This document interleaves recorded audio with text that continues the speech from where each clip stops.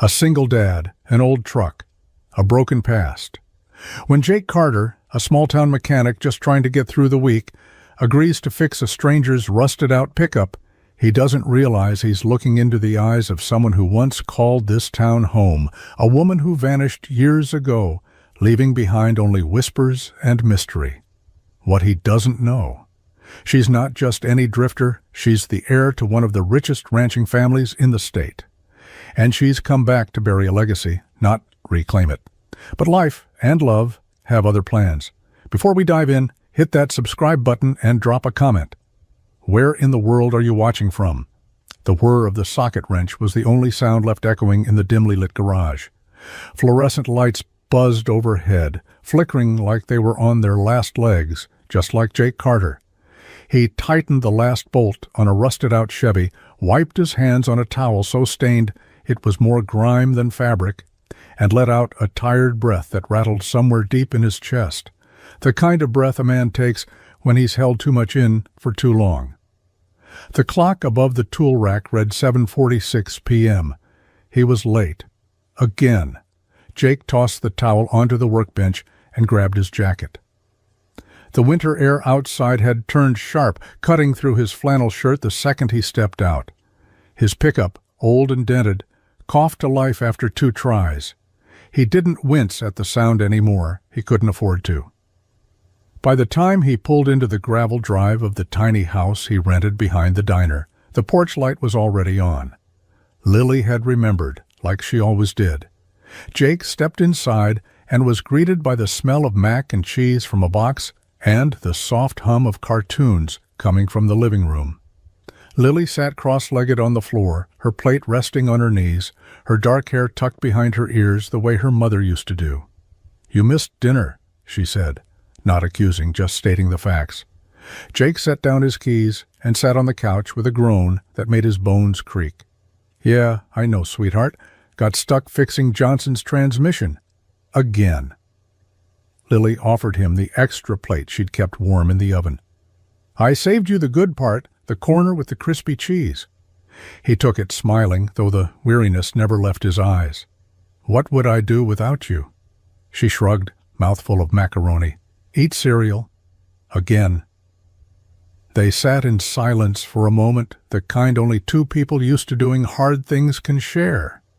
Jake glanced at the stack of unopened bills on the kitchen table. Rent was due next week. So was the electric. He'd already pushed the gas bill once. He didn't know how much longer he could keep this up. But for tonight, he had a warm plate, his daughter close by, and the fragile illusion that everything would somehow hold together for just a little longer. The bell above the garage door gave a tired jingle just as Jake was finishing his 3rd cup of coffee, bitter and lukewarm. Outside, the wind howled through the cracks of the building, dragging with it a fine layer of dust and the kind of cold that cut through denim like it was nothing. Jake looked up from the carburetor he'd been working on, wiping his hands as the rumble of an unfamiliar engine echoed through the shop. It was the kind of sound you didn't hear much anymore, throaty, uneven, like it was being held together by sheer willpower and rust. The truck crawled in, wheezing like it had just finished its last mile, and knew it. Its paint had once been green, maybe a forest shade, but time and neglect had stripped it down to patchy metal and dull streaks. The front grille hung slightly crooked, and the driver's side mirror looked like it had survived a war. The engine sputtered once, twice, then fell silent. Jake waited. Whoever was behind the wheel didn't move right away. Then the door creaked open, and she stepped out. Boots first, leather, scuffed, worn to the sole, then jeans, faded and stiff. Her coat was lined with dust like she'd walked a long road without bothering to shake it off. And her eyes, they were the kind of eyes that had seen too much and didn't want to talk about it, cool, guarded, like a stranger in a place that used to be home. "Truck's overheating," she said, her voice low but steady. "Figured I'd limp it in before it gave out on the highway." Jake nodded, eyes scanning the vehicle. "You're lucky it made it this far. What year?" 1976, she replied. Sinclair C-20. Been in the family a while. Something about the way she said family made Jake pause. That name, Sinclair, hit a chord somewhere in his memory, but he let it slide. You passing through? He asked, already popping the hood. Something like that, she murmured, gaze lingering on the worn tools, the faded sign above the counter, the shop itself. Like she recognized it. Jake looked at her again. Really looked. And for a flicker of a second it felt like he should know who she was. But she wasn't offering answers. Not yet. Jake leaned under the hood, steam curling up around his hands as he checked the radiator hoses. The truck smelled like burnt oil and regret. Whatever history it carried, it was buried deep in the metal, layered in grime, fused with time. Behind him, the woman stood still, arms crossed, eyes following his every move, not suspicious, not impatient, just watching. He glanced over his shoulder. You got a name? A beat passed. Then she said, Sarah. Jake waited for more. It didn't come. No last name? She offered the faintest flicker of a smile, one that didn't reach her eyes. Just Sarah? He nodded slowly, but the name didn't sit right. It was too clean, too vague, like a placeholder in a story she wasn't ready to tell. All right, just Sarah, he said, rising to wipe his hands. This truck of yours is running hot because your thermostat's stuck and your radiator's clogged with enough rust to weld a barn. You're lucky it didn't catch fire. She stepped closer, hand brushing the dusty fender with a kind of reverence. It's not mine, she said, quiet now. It belonged to someone I used to know. Jake studied her again. There was something about the way she said it, like the sentence carried more weight than it could hold, like it hurt to say out loud. Someone important? Her eyes flicked up to his, then away. Used to be. He nodded once, not pushing. He'd known that kind of silence before, the kind that builds walls brick by brick, day by day. You didn't tear it down with questions. You waited, gave it space. Well, he said, breaking the tension, if you want her roadworthy again, I'll need a day or two, maybe 3 if I have to order parts. She nodded, pulling a leather wallet from her coat. How much to start? Jake shook his head. Let's just get her breathing again. We'll talk cost when I know what we're dealing with. Sarah hesitated, then tucked the wallet back in. Thanks. Her voice cracked, just slightly. Jake turned back to the truck, pretending not to notice. Some stories came in slow. This one, he sensed, would come in pieces. Jake didn't have time for mysteries, not these days. The shop was already running 2 days behind. The parts delivery was late again, and one of the lifts had started groaning like it was ready to give up the ghost. He had 3 cars lined up, all waiting on someone else's schedule. He didn't need another project, especially not one wrapped in flannel and secrets. He leaned on the edge of the workbench, eyeing Sarah through the haze of steam, still drifting from the old truck's engine. She stood near the entrance, not pacing, not pleading, just waiting, like she'd already accepted the answer before it came. I'm full up, he said, keeping his voice even. Short-staffed, low on parts. I can't promise anything quick. She didn't flinch, just nodded once, slow and quiet. I understand. Jake rubbed the back of his neck. Most people would argue, bargain, try to win him over with urgency or charm. She didn't. She simply turned back toward the driver's side door like she'd start walking before the truck could cool, and that is what got him. The way she moved, heavy but calm, like she'd been carrying disappointment a long time and wasn't surprised to feel its weight again, like she'd heard no before and had learned not to ask twice. Wait, he called out before he could think better of it. She stopped mid-step. He sighed, shoulders sagging under the weight of his own exhaustion. Leave it. I'll take a look when I can. She turned, the barest thread of relief passing over her face, but it vanished just as quick. Thank you, she said. Jake didn't respond. Instead, he walked over to the truck, popped the hood again, and tried to convince himself this wasn't a mistake. He didn't have time for broken things, but somehow he'd said yes to fixing one more. Maybe because the truck reminded him of his own. Maybe because she reminded him of someone else. Someone who used to carry silence the same way. Or maybe because deep down, Jake Carter was still the kind of man who couldn't walk away when someone had nothing left to ask. Jake was elbow deep in the engine bay when he heard the screen door creak open from the side of the garage. Light footsteps padded across the concrete, quick and certain. He didn't need to look up. Lily had a way of entering a room like she owned it, head held high, eyes scanning every corner like a detective in sneakers. "Dad?" she called, hopping up on the step stool by the toolbox. "Is that truck out front a 76 Sinclair? Because it looks like one." Jake smirked without turning around. "You've been reading those old car manuals again, haven't you?" "Just the ones with the cool pictures," she said with a shrug. "Whose is it?" Before he could answer, the woman stepped around the corner. Sarah, quiet, still holding herself, like she wasn't sure if she was allowed to exist in the space. Her coat was dusted with road and time, her hair pulled back in a no-nonsense braid.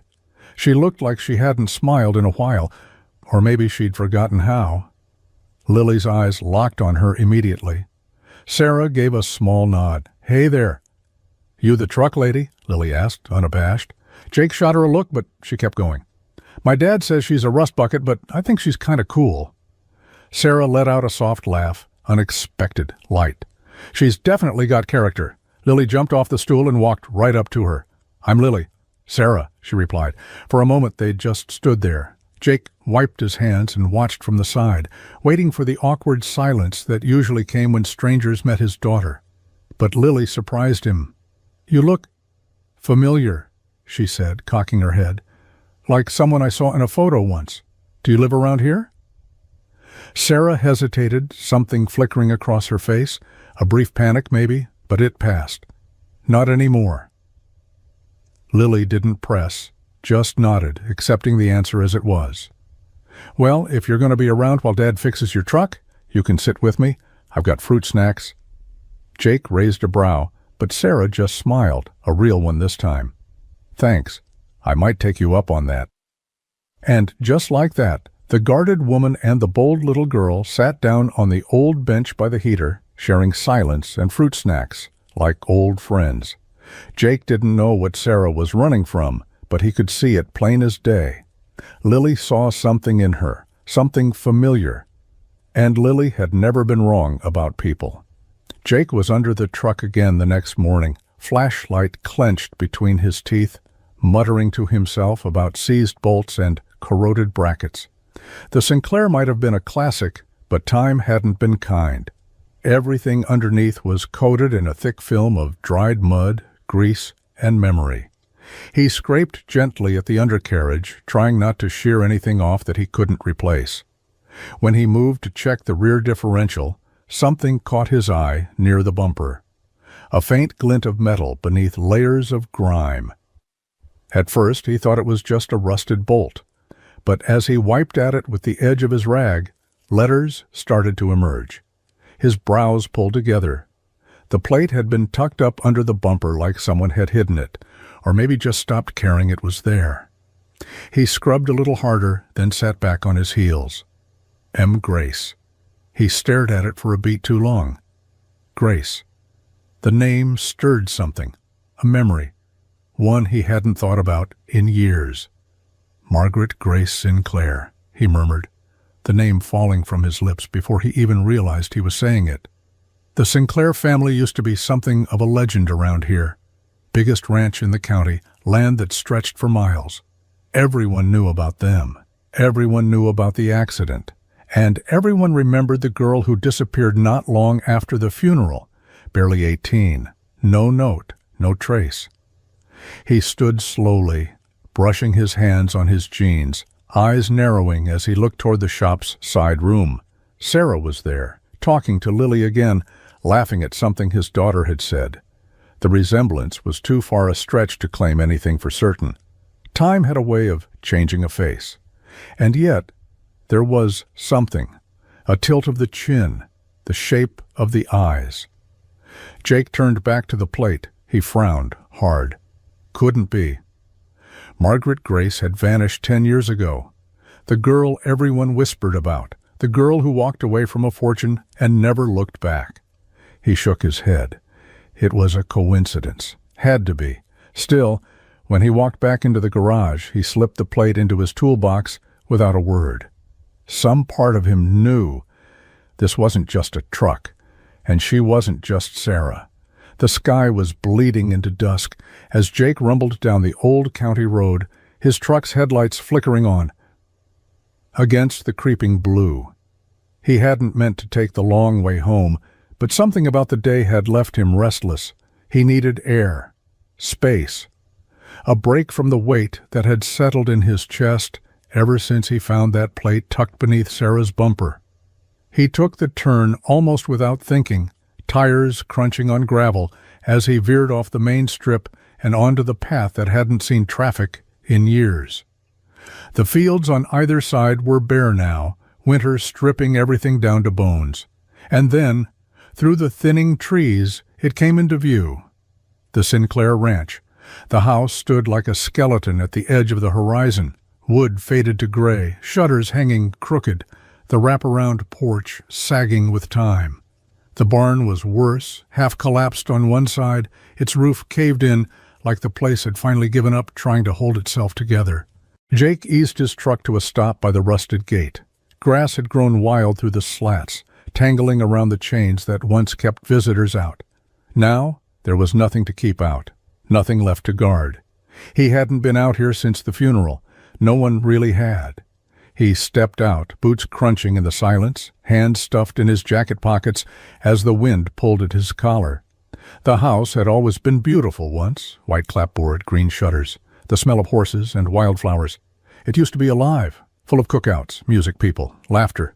Then the accident happened, a car crash upstate. Both parents gone in a blink, and Margaret Grace, just a kid, vanished days after. Some said she ran away. Others said she cracked under the weight of the grief. A few believed darker things, whispered behind closed doors, but no one ever found her. Not a letter, not a goodbye.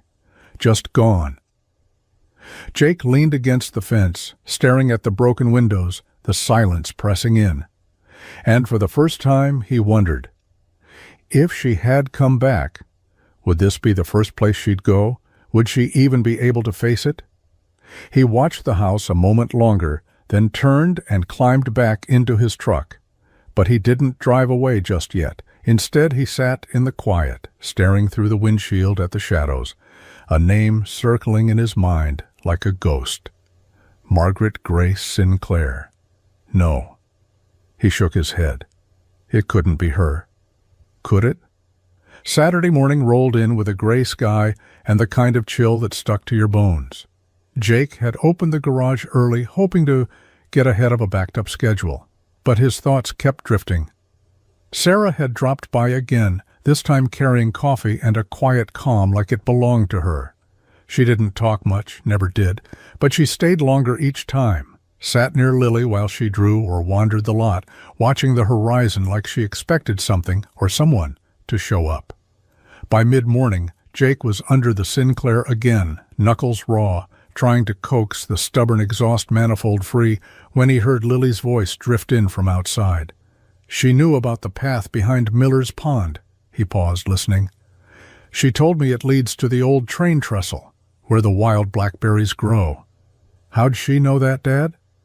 Jake slid out from beneath the truck, wiping his hands, and leaned just far enough to glance out the bay doors. Lily was crouched beside Sarah near the gravel lot, tossing pebbles at a tin can. Sarah wasn't looking at her, just smiling faintly, eyes focused on some fixed point in the distance. Jake stepped out into the cold. That's a pretty hidden trail, kiddo. Most people don't even know it's there. That's what I said, Lily replied, glancing up at him. But she didn't even ask, just walked straight through the brush, like she'd done it 100 times. Sarah didn't respond. She reached down and flicked a pebble toward the can. It bounced off with a clink. Jake studied her. You been in these parts before? She finally looked up at him, and for a second, just one, he saw something flicker in her eyes. Not fear, not guilt, just memory. Deep and buried and too close to touch. Long time ago, she said. Lily grinned like she'd figured out a riddle. Told you, ghosts don't wear boots. Jake raised an eyebrow. Ghosts? She walks like she's from here, Lily said, matter of fact. Knows stuff only locals know. But she talks like she forgot how to belong. Sarah stood, brushing dust from her jeans. Some places leave a mark, that's all. Jake wanted to press further. He could feel the truth hanging just beneath her skin. But the wind kicked up, and Sarah turned toward it like she'd heard something calling. Ghosts didn't wear boots, but maybe they came back wearing names that weren't theirs. The night came down heavier than usual, pressing low over the garage roof as wind slid through the trees like it carried secrets. Jake had stayed late again, trying to make sense of a leaky fuel line on a Chevy that didn't want saving. Most of the other shops had already gone dark, but he kept the lights on, same as always, part habit, part fear of stopping. Sarah was still there. She hadn't said much since dinner, just sat on the bench outside the shop with Lily's sketchpad in her lap, flipping through pages of crude horses and lightning bolts drawn in crayon. She'd smiled once, soft and sad, at a picture Lily had labeled Home. It showed their little house with smoke curling from the chimney, and Jake's beat-up truck parked in front. Jake finally wiped the grease from his hands and stepped outside, his breath clouding in the cold. "You always stick around this late?" he asked. Sarah glanced up at him, tucking the sketchpad under her arm. "Only when it's warmer here than wherever else I could go." He leaned against the doorframe, arms crossed. "That's supposed to be a joke?" "Maybe." She hesitated. "Maybe not." He watched her for a long moment, then said carefully, "You don't talk much about where you're from." She shrugged, pulling her jacket tighter. "Not much worth talking about." "Lily says you walk like someone who's been here before." Sarah smiled faintly, but it didn't hold. "I used to know this town, a long time ago."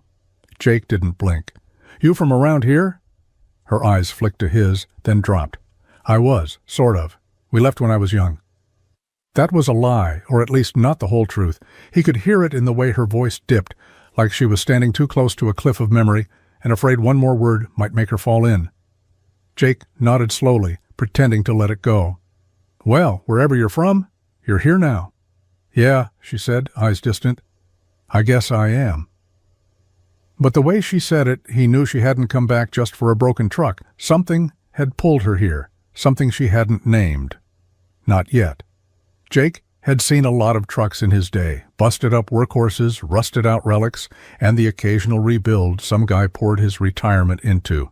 But Sarah's Sinclair, it didn't fit the usual mold. It looked like a rust bucket from the outside, sure, paint chipped to bare metal, upholstery torn at the seams, dashboard cracked from too many summers in the sun, but under the hood? That was something else entirely. He ran a clean rag over the valve cover, the engraved lettering catching the shop light just enough to gleam, not standard, not factory, custom. The fuel injection system was aftermarket top-grade stuff, precision-built and expensive. The timing chain had been replaced recently. Suspension parts looked nearly new. Even the wiring had been redone with care, not the slapdash kind of work most folks did to get by. Whoever had maintained this truck knew exactly what they were doing, and hadn't spared the money to do it right. Jake stepped back and exhaled through his nose, a frown settling deep into his face. None of it added up. The woman barely spoke about herself, paid in cash, kept her distance like she was afraid of being recognized. And yet this truck had been cared for like it was a legacy. He checked the serial plate again. Original body, original engine. A76 Sinclair C20, like she said. But the upgrades, those weren't backyard fixes. They were investments. He stared at the truck for a long while, thumb rubbing absently against the edge of a wrench. This wasn't just a vehicle. This was a story. A buried one. He turned to the workbench and pulled open the drawer where he'd tucked the plate, M. Grace. The metal was still cold, still quiet, but it spoke louder than anything Sarah had told him. Whoever she was, she hadn't just found this truck on the side of the road. She'd loved it. Or someone she loved had. Jake looked out through the garage window, catching sight of her across the lot. She was sitting on the bench again, jacket zipped high, eyes locked on the horizon, like she was waiting for the past to arrive. That truck wasn't just old. It was built to carry weight no ordinary vehicle could hold. Memories, regret, maybe even redemption. The wind had picked up fast, the way it always did out here, sudden and wild, like the land remembered how to be angry. Jake stood in the doorway of the shop, staring out at the horizon where black clouds were piling thick and low, crawling toward town like a slow-brewing threat. The air had turned heavy, electric, the kind of weight you feel in your teeth before the rain even starts. He didn't have time to shut down properly, but he knew the drill. The last time a storm like this hit, it peeled the corner of the roof clean off and flooded half the tool room. Jake moved fast, pulling in the rolling racks, locking down the lifts, cursing under his breath as the wind started to howl through the bay doors. Sarah appeared at his side without a word. No questions, no hesitation. Just grabbed a hammer and started nailing the boards he handed her across the windows. Lily was inside already, setting out the lanterns like it was a routine, which, in their world, it was. Jake spared a glance at Sarah as they worked, rain starting to tap against the roof in hard, scattered drops. Her braid had come loose in the wind, strands whipping across her cheek. But she didn't flinch. She just kept hammering, her jaw set, eyes steady. "You ever done this before?" he asked, nodding toward the final board. Sarah nailed it into place with a practiced rhythm. "Yeah," she said, brushing hair out of her face, "more times than I care to count." The sky cracked open as the last board went up, lightning splitting the clouds above them. The rain came next, fast and furious, slamming against the tin roof like fists on a door. Jake shut the main bay, locking it tight as thunder rolled in behind them. Inside it felt like a different world. The lights flickered, the power threatening to cut out. But for now it held. Lily sat cross-legged on a blanket with a book, calm as ever. Jake and Sarah stood near the window, watching the storm claw at the trees. "Funny," she said quietly, her voice almost lost in the roar outside. "You never forget this kind of rain." Jake glanced over at her. "This storm, or the one that brought you back?" She didn't answer, just stared out at the sky, eyes glassy, but she stayed beside him, and for once didn't run from the silence. The rain had stopped sometime after midnight, but the sky remained bruised with clouds, low and unsettled. The garage was quiet the next morning, the world outside still dripping from the storm's aftermath. Jake moved through the shop with sluggish purpose, checking for damage. A few leaks, nothing new. A downed branch across the drive. Manageable. Lily was already awake, bundled in her oversized hoodie, hair a tangled mess from sleep. She'd brought a flashlight and a mission, exploring the Sinclair truck while Jake worked. He didn't think much of it. She'd always been curious, always had a knack for finding the things adults forgot to notice. He was under the hood again when he heard her call out, "Dad, there's something in here." Jake wiped his hands on a rag and walked over. Lily stood on the passenger side of the truck, glove box open, papers scattered across the cracked vinyl seat.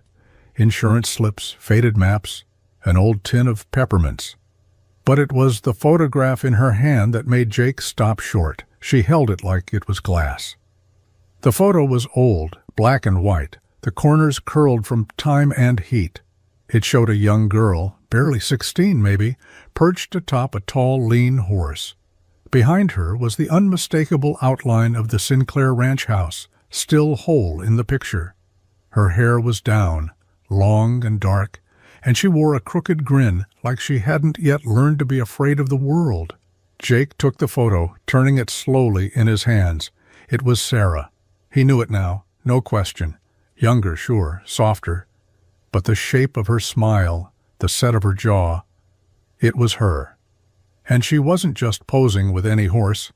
That was Red, the stallion old man Sinclair used to parade around at every county fair, the one no one else could ride. Jake looked at Lily. "Where'd you find this?" "Glove box. It fell out when I opened it," she said. "Is that her?" He didn't answer. He walked out to the lot, heart pounding, the photo clenched tight in his hand. Sarah was leaning against the porch post, coffee in hand, staring at the horizon again. He stopped a few feet from her, lifted the picture. "Want to tell me how this ended up in your glove box?" She froze, her face paling as her eyes locked on the photo. Her silence told him everything. And somehow it was louder than any answer she could have given. Jake stood in the shop long after Sarah disappeared into the storm-gray morning. The photo still sat on the workbench, its curled edges trembling under the low hum of the space heater. He couldn't take his eyes off it. That crooked grin, that horse, that house. It wasn't a guess anymore. Wasn't a hunch or some ghost stirred up by coincidence. Sarah was Margaret Grace Sinclair, the missing girl who'd vanished after the funeral, leaving behind a legacy of money, land, and silence. People had searched.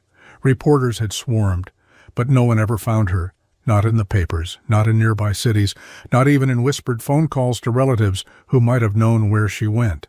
It was like she'd evaporated. Until now. Jake leaned on the bench, arms braced, breath heavy. His mind was racing, trying to catch up with the facts his gut had already accepted. Why the lies? Why hide who she was? Why show up with no last name, no answers, just a truck filled with secrets and eyes that looked like they'd seen the whole world burn? He remembered what the town used to say about the Sinclairs: rich, untouchable, too proud for their own good. But he also remembered the day the news came: Margaret's parents killed in a car crash outside Amarillo. A slick highway, a bend in the road, and everything they'd built crumpled in a heartbeat. The funeral was closed casket. The girl didn't speak. And then, one morning, she was just gone. Jake had been younger then, just a mechanic in the back of Crawford's Shell station.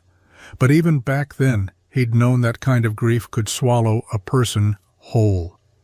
He looked out the window now, catching a glimpse of Sarah, Margaret, walking slowly toward the truck, arms crossed tight, her face unreadable. She didn't look like someone who'd come home. She looked like someone walking through a battlefield made of memories. He didn't confront her again. Not yet. There was something about the way she moved, cautious and measured, like a deer that hadn't decided whether to run or not. She had returned to the town that forgot her, but she hadn't come back to be seen. Jake just didn't know whether she was here to bury the past or dig it up. By Monday, the wind had changed. Not the weather, it was still bitter and dry, same as always. But something in the way people looked at Jake when he walked into the diner made his stomach twist. He'd barely crossed the threshold before Martha, who'd been slinging coffee there since before he could drive, froze mid-pour and narrowed her eyes like she was trying to place him in a puzzle she didn't know she was solving. "You've got company helping at the garage now?" she asked, voice sharp as the edge of a pie knife. Jake sat at the counter, nodding slowly. "Someone passing through, named Sarah." Martha set the coffee pot down with a soft clink, too gentle to be casual. "Funny. Ruth Carter swore she saw Margaret Grace Sinclair at Pump 4 yesterday afternoon. Said she nearly dropped her bagel." Jake didn't respond right away, just wrapped his fingers around the ceramic mug and let the silence stretch. The diner, once full of idle clatter, seemed to quiet around them. Even the old jukebox in the corner played a little softer. "She mistaken?" Martha prodded. Jake looked up, met her eyes. Wouldn't know. That was enough to confirm it wasn't just rumor. It was fuel. And in a town like theirs, fuel didn't stay bottled long. By the time he got back to the garage, 3 texts had come in. Don from the hardware store, asking if it was true. Eric Jensen, nosy as ever, wanting to know if she was back for good. Even Sheriff Dalton had left a message. Just saw her walking down Main. "You got any idea what she's doing here?" Jake stood outside the shop, staring down Main Street as the questions rolled in like thunder. Sarah, Margaret, had gone to the diner that morning, alone. She hadn't said a word about it. Maybe she was tired of hiding. Maybe she wanted the town to know, but now it was out. He saw her walking back down the sidewalk, head low, boots hitting the pavement with a rhythm that didn't quite match the calm on her face. Her coat flapped in the wind, hair loose, eyes flicking side to side as people turned to look. Some recognized her instantly. Others just stared like they were looking at a ghost that had the nerve to come back with flesh and bone. Jake met her at the edge of the lot. She stopped a foot away, eyes unreadable. "They know," she said simply. He nodded. "Yeah, they do." And for the first time, she didn't look like she wanted to run. She just looked tired. The rain had stopped, but the air still felt heavy, like the sky hadn't finished grieving yet. Jake stood in the back of the garage, hands black with grease, pretending to focus on the carburetor spread out in pieces on the bench. But his mind wasn't in it. Not really. Not since Sarah walked in that morning with a silence thicker than usual and eyes that looked like they hadn't slept all night. She hovered near the office door for a while, arms crossed like she was holding herself together by the seams. Finally, she spoke. "I need to talk to you." Jake wiped his hands on a towel and nodded toward the folding chair near the wall. "I figured." They sat in silence for a moment, the only sound the ticking of the space heater in the corner. Sarah stared down at her hands, picking at a loose thread on her sleeve. "My parents left the farm to me," she said. No build-up, no hesitation, just the truth, dropped like a stone in a still pond. Jake blinked. "You mean, in their will," she cut in, "after the accident?" "Everything went to me, the land, the house, even the debts." He sat back as, letting the weight of it settle between them. "I didn't know what to do," she continued. "I was 18. One minute they were alive, arguing over dinner, and the next, I was picking out caskets and signing paperwork I couldn't understand." She swallowed hard, eyes shining but not spilling over. Everyone kept saying how strong I was, how proud they'd be, but I wasn't strong. I couldn't breathe in that house. Every corner felt like them, every photo, every room, like they'd walk in at any second, so I left. Jake nodded slowly, careful not to interrupt. "I went east, changed my name, started over. I told myself it was just for a little while, until the grief passed, but it never did." She looked up at him then, voice trembling. "I came back to sell it, quietly. No attention, no headlines. Just make it disappear." Jake exhaled. "And now?" Sarah looked away toward the old truck parked near the bay doors. Her voice came softer this time, almost a whisper. "Now I'm not so sure I can let it go." For the first time since she walked into his life, Jake saw her not as a mystery or a memory, but as someone still trying to crawl out of the wreckage of who she used to be, and maybe, just maybe, trying to decide if she wanted to be found. Jake didn't say much after Sarah left the garage that night. She'd told her truth, dropped it like a rusted wrench on the floor, and walked away as if the sound it made wasn't deafening. She didn't wait for a reaction. Maybe she didn't want one. Maybe she was used to walking out before things got too real. But Jake couldn't move past it. Not this time. He stayed late again, but the work in front of him went untouched. The open hood of the Sinclair truck stared back at him, and all he could see was everything she hadn't said. Every moment they'd shared, quiet coffees, Lily's laughter, her helping board up the shop before the storm. It all felt like it had been built on sand. He slammed a wrench down on the bench, the sound cracking through the quiet like thunder. A sharp curse slipped out as metal bounced, echoed, then fell still. She had sat at his table, held his daughter's hand, let Lily draw her into pictures labeled home, and all the while she knew who she was, knew what she was planning, knew she was going to walk away. He had trusted her. Jake Carter didn't trust easy, not after everything he'd lost, but he'd let her in, piece by piece. He'd looked past the guarded stares and the evasive answers. He'd told himself she was just trying to heal, like so many others who came through town carrying too much. But this wasn't a stranger with ghosts.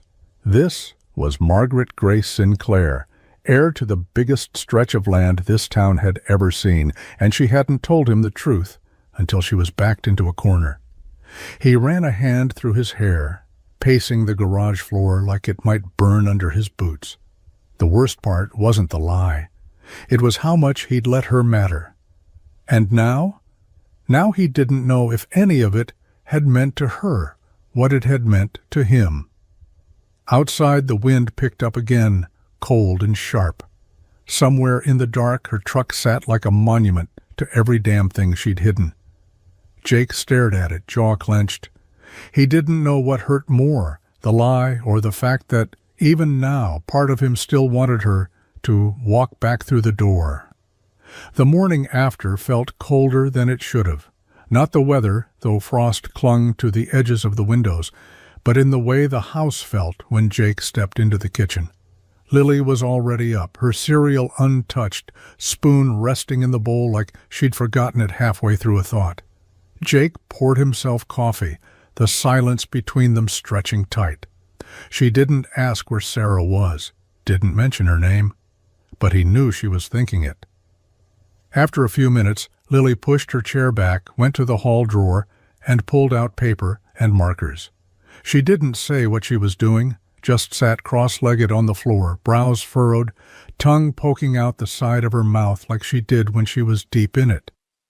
Jake watched for a while, pretending to focus on the paper in front of him, bills spread out like a battlefield, but his eyes kept drifting to her. Finally, she folded the page carefully, tucked it into an envelope, and stood. "I want to give this to Sarah," she said. Jake blinked. "Lily." "I know she lied." Her voice was calm, clear, too clear for a 10-year-old. "But she didn't lie to me, not really." He looked at her, heart aching in a way he hadn't expected. She wasn't honest about who she was.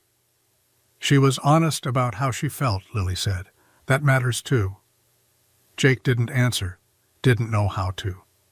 Lily walked over, handed him the envelope.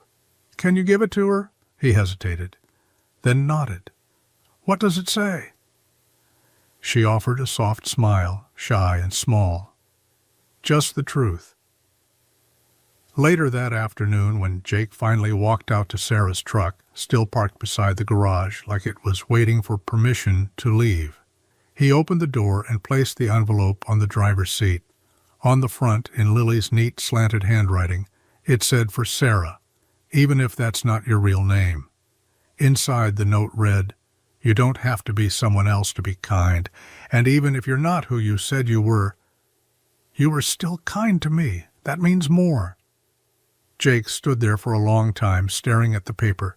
Then he shut the door, stepped back, and let the wind carry whatever came next. Jake was closing up for the night when he saw her. Sarah stood at the edge of the gravel lot, hands buried deep in the pockets of her coat, eyes fixed on the ground like she was rehearsing something. The porch light cast a faint glow around her, catching the edges of her hair and the lines of her face that looked sharper now, like the days were wearing her thinner. He didn't speak, just waited. She walked toward him slowly, like every step cost her something. When she finally stopped in front of him, she didn't meet his eyes. "I got your daughter's letter," she said quietly. Tell her it meant more than she'll ever know." Jake nodded once, stiff. He didn't know what to say to her anymore. Everything between them felt too raw, too uncertain. She reached into her pocket and pulled out something small, wrapped in a faded scrap of cloth.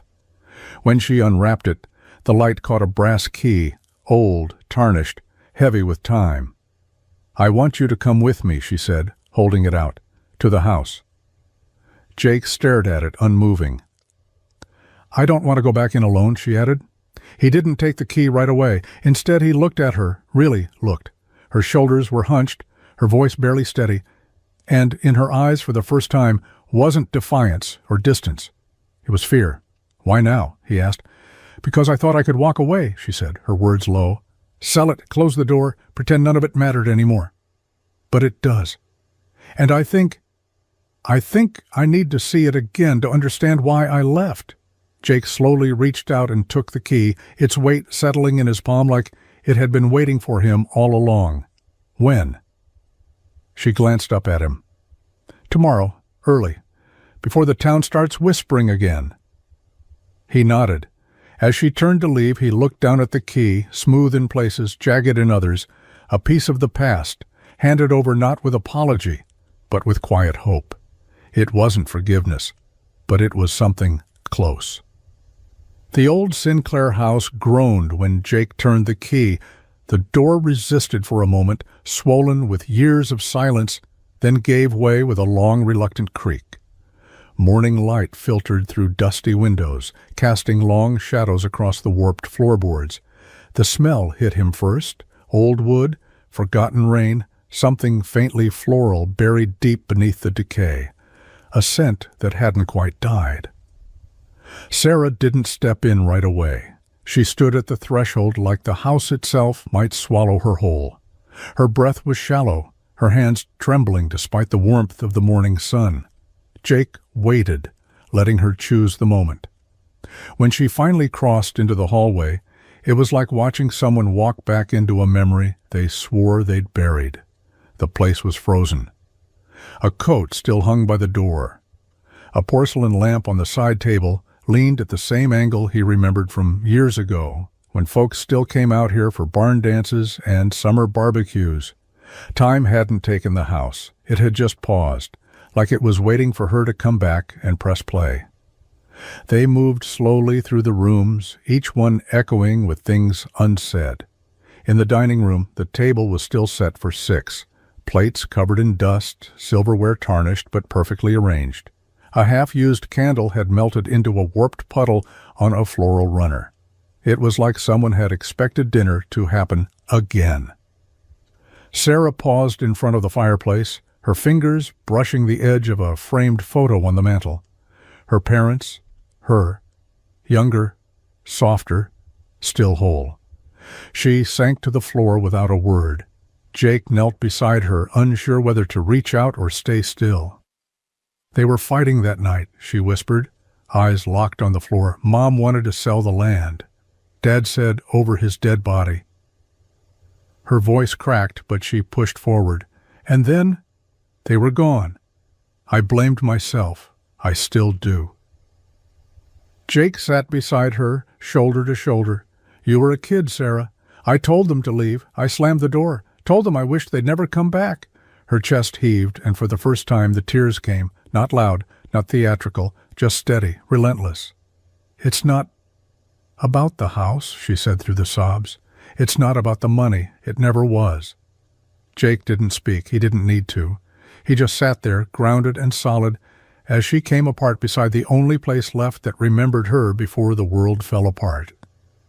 The barn was worse off than the house. Time had done its work here, wood sagging under its own weight, rust dripping from old nails, shingles long since surrendered to wind and weather. Jake pushed the heavy doors open with a grunt, the hinges screaming in protest. Dust billowed around him, thick enough to sting his throat. Sarah lingered at the threshold, arms crossed, her eyes scanning the shadows like she wasn't sure which ghost still lived here. Jake moved carefully through the wreckage, broken tools, shattered glass jars, hay long turned to mulch. Everything felt abandoned, but not forgotten. He stepped around a collapsed workbench where a few old feed bags sat slumped in the corner. Something about the shape behind them caught his eye. He cleared the bags and found a wooden chest, simple, sturdy, the kind you don't build unless you intend for it to last. The lock had rusted off years ago. When he opened it, the hinges let out a dry, breathless sigh. Inside were ledgers, dozens of them. Jake flipped one open, brushing the dust aside. The handwriting was neat, detailed, familiar. Donations, every line item cataloged, groceries delivered to the town pantry, repairs funded anonymously for the school's roof, supplies sent to the church kitchen, monthly, consistent, quiet. He flipped to the back and found a note, scrawled in the same pen. They don't need to know it's me. Let them think it's luck. W.S. Jake stared at the name, Walter Sinclair, Sarah's father. He turned slowly, heart thudding as he looked back toward her, She hadn't moved. "Your dad," Jake said, voice low, reverent. "He was helping everyone, for years, without credit, without anyone knowing." She stepped forward, eyes narrowing. "What do you mean?" He held out the ledger. When she took it and read, her breath hitched. She flipped page after page, her hands trembling. "I thought he only cared about the land," she whispered.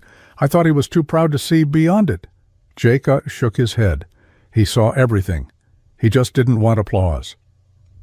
Sarah sank onto a nearby bale of hay, the ledger resting open on her lap like it had weight she'd never expected to carry. "He wasn't the man I thought he was," she said softly. Jake crouched beside her, eyes locked on hers. "Maybe none of us are. Not until the right eyes are looking." In the quiet that followed, the barn didn't feel broken anymore. It felt sacred. The black SUV kicked up a cloud of dust as it rolled down the dirt road, its sleek frame gleaming like an insult against the dull winter sky. Jake watched it approach from the barn window, the low rumble of its engine louder than it had any right to be in a place like this. Sarah stood beside him, arms folded tight, jaw set like concrete. She already knew who it was. So did he. The vehicle came to a stop just outside the old farmhouse. Doors opened in unison. Two men in suits stepped out, one older, one younger, both looking too clean for this much dirt. The older man adjusted his tie and looked around like the land offended him. "Miss Sinclair," he called out, spotting her immediately. "Pleasure to finally meet you in person." Sarah didn't move. Jake stepped out first, wiping his hands on a rag, his eyes hard. "You lost?" The man smiled thinly. "Not at all. I'm Garrett Ellison, managing partner at Redwood Development. This is my associate, Thomas. We've been in talks with Miss Sinclair's attorney regarding the property." Sarah came down the porch steps slowly. She didn't offer her hand. "I haven't signed anything," she said. "Not yet," Garrett replied smoothly. "But we're ready when you are. Full cash offer. You won't even have to come back here again." Jake scoffed.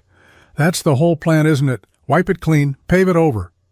The younger man opened a folder, sliding out aerial renderings, gleaming buildings, asphalt lots, a planned community center with smiling families sketched into the mock-ups. It looked like something from another planet. Garrett tapped the papers. "This could be something real. Jobs, growth. This town's dying, you know that." Sarah looked down at the images, then back toward the barn where her father's ledgers still sat open, proof of a legacy no blueprint could replicate. "And what happens to the house?" she asked. "Demolished. Doesn't meet code," Garrett replied. "It's just lumber and memories." Sarah's eyes darkened. Jake stepped closer, voice low but firm. "You should go." Garrett raised an eyebrow. "We'll be back. Time's ticking." As the SUV disappeared down the road, Sarah stayed rooted where she stood, hands clenched, the wind tugging at her coat. "I was going to sell it," she whispered. Jake didn't look at her. "Were?" She nodded slowly. "Yeah, were." Sarah stood in the middle of the field as the wind pulled at her coat and the sky pressed low with a weight that felt familiar. The earth here still remembered her. The barn behind her creaked with each gust, and the farmhouse windows, streaked with age, caught the light like eyes watching her. The Sinclair land stretched in every direction, quiet and stubborn, refusing to forget the name it had carried for generations. But Sarah didn't know if she was strong enough to carry it. She held the offer in her hands, a formal contract, thick with clauses and fine print, signed by men who spoke in profits and projections. A number at the bottom was circled, bold, and impossible to ignore. It was enough to make anyone walk away. Enough to buy a new life somewhere far from the whispers, far from the weight of everything she'd tried to bury. She could be gone by the end of the week. She could disappear again. No forwarding address, no long goodbyes. But then her eyes drifted toward the barn, where Jake had spent the morning repairing the door like it still mattered, where Lily had chased a stray cat through the hayloft and named it Clover, where the ledgers still sat on the workbench, pages open, proof of a man who never needed recognition to do right by his town. Sarah blinked hard. It wasn't just the buildings. It wasn't even the land. It was the people, her father's quiet generosity, the way Jake looked at her like she wasn't broken, the way Lily held her hand without question. It was the stories buried in these fences, the ghosts that hadn't chased her off but had waited, year after year, for her to come home and listen. But what if she failed? What if she poured everything she had into restoring this place and still couldn't make it mean something? The papers fluttered in her grip. Escape was clean. Legacy was hard. She looked toward the house, weathered, patient, waiting. And for the first time, Sarah didn't feel trapped by it. She felt called. Jake found her at the edge of the pasture, arms folded tight, staring at the old windmill as it creaked in the wind like it was still trying to turn time backward. The grass crunched under his boots as he walked up beside her. She didn't look at him, didn't speak, but he could feel the tension radiating off her in waves. "I saw the contract," he said, voice low. "The one Garrett left on the porch." Sarah's jaw tensed. "I haven't signed it." "Not yet," he replied carefully. "But you're thinking about it?" She didn't answer. The silence stretched between them, brittle and tight. Jake took a breath.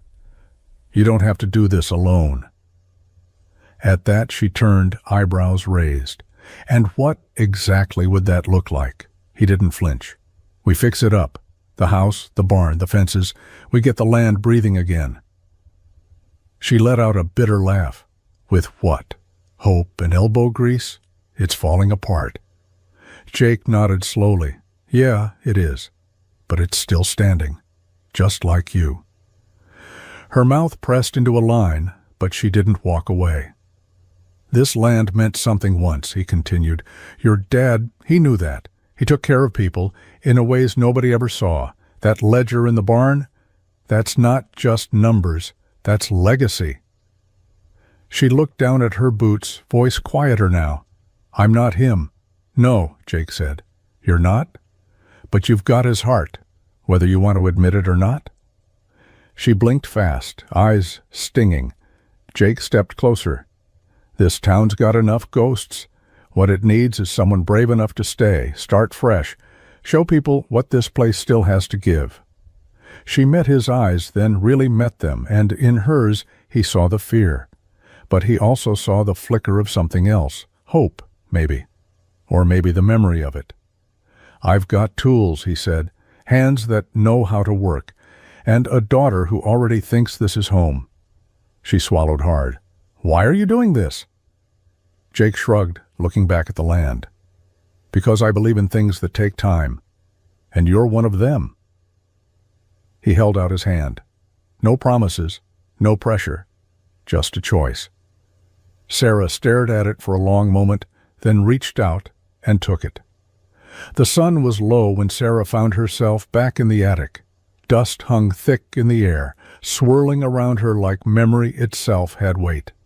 She hadn't been up here in years, not since the day after the funeral, when she'd packed a duffel bag and walked out with nothing but her name and the unbearable ache in her chest.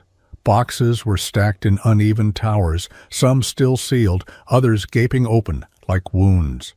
She pulled one closer and opened the lid. Inside, old photographs, birthday cards, receipts, handwritten notes from her mother, all in looping cursive.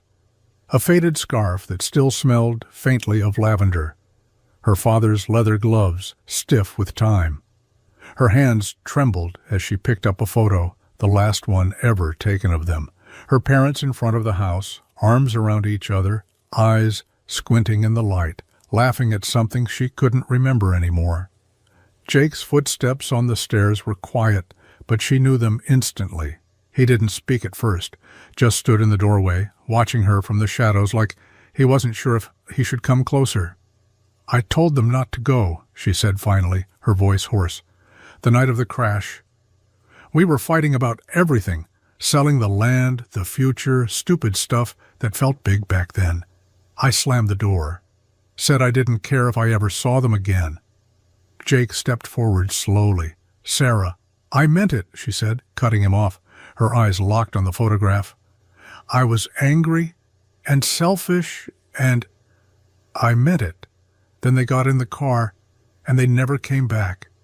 Her voice cracked, the grief she'd buried for a decade rising up like a tide she couldn't outrun.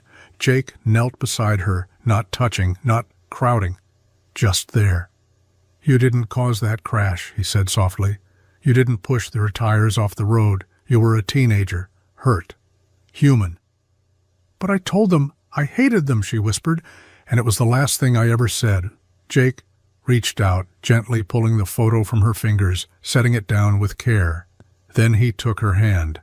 "They knew," he said, "even through all that anger. They knew you loved them. That's what parents do. They see past the noise." Sarah broke then, not loud, not dramatic, just the quiet unraveling of someone who'd been carrying shame for far too long. And Jake, steady as always, held her hand and let it happen, until there was nothing left to do but breathe. The days that followed moved with a different kind of rhythm, not rushed, not easy, just steady, the kind of pace that came when you stopped running and started rebuilding. Jake showed up at sunrise with a truck bed full of lumber and coffee so strong it made Sarah wince. He worked without complaint, sleeves rolled to his elbows, sweat soaking through his shirt before the morning fog had lifted.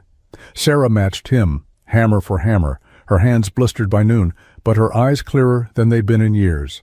Lily was everywhere, helping where she could, singing under her breath while she painted the chicken coop a blinding shade of blue. She named the hens after comic book characters and gave the barn cat a bed made out of an old tackle box. Her laughter was constant, spilling across the property like sunlight, chasing away whatever shadows lingered in the corners. The porch steps were the first to go, rotted through and sagging with age. Jake rebuilt them one board at a time, Lily holding the level with exaggerated seriousness. Sarah stood back for a moment, watching them laugh over a crooked nail, and something in her chest cracked open in a way that didn't hurt anymore. Neighbors started showing up, first out of curiosity, then out of habit.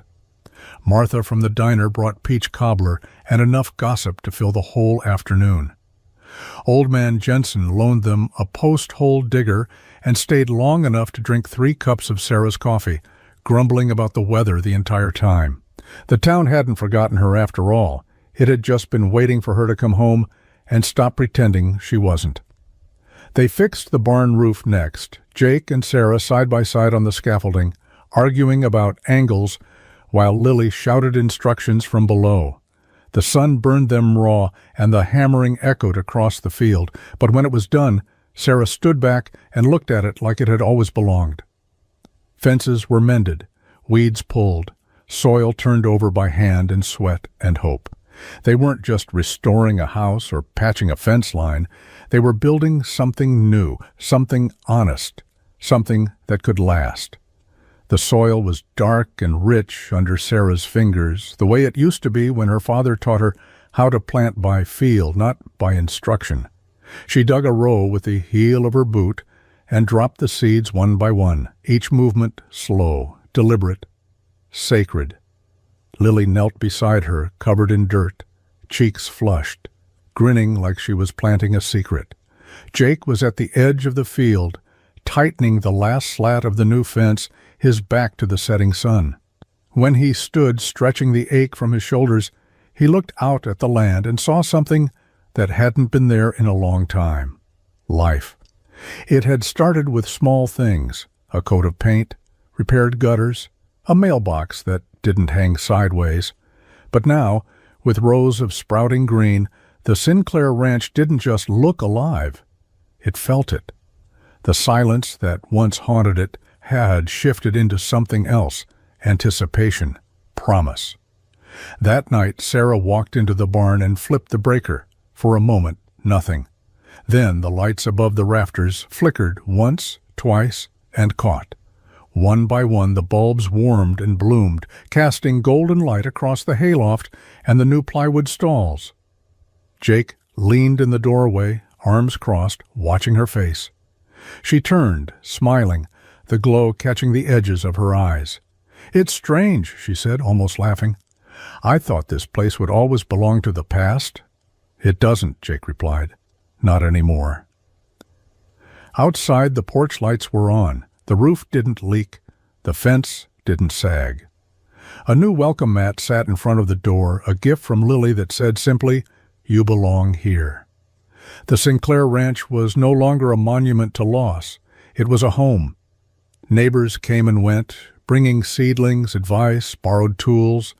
Children ran through the grass, boots kicking up dust. Laughter filled the air like it had never left. Sarah stood on the porch that evening, her arm brushing against Jake's, Lily leaning on her other side. And for the first time in a decade, she didn't feel like she was trespassing on her own land. She felt rooted. And it was enough. Jake leaned against the fence post, the one he and Sarah had reset 2 weeks back when the old cedar gave way in the wind. It was solid now, anchored deep, like something meant to stay. He rested one hand on the top rail and watched the scene unfolding in the field below, Lily chasing after a runaway hat, squealing with laughter, and Sarah just behind her, breathless from laughing too hard, hair caught in the breeze, cheeks red from sun and joy. He didn't call out to them, didn't move. Just stood there, the hammer still hooked to his belt, fingers stained with soil and paint and time. And for the first time in longer than he could remember, he wasn't thinking about bills or repairs or how to stretch one more day out of an empty tank. He wasn't fixing anything. He was watching something whole. Sarah fell into the grass beside Lily, both of them breathless, their laughter folding into the hush of the land.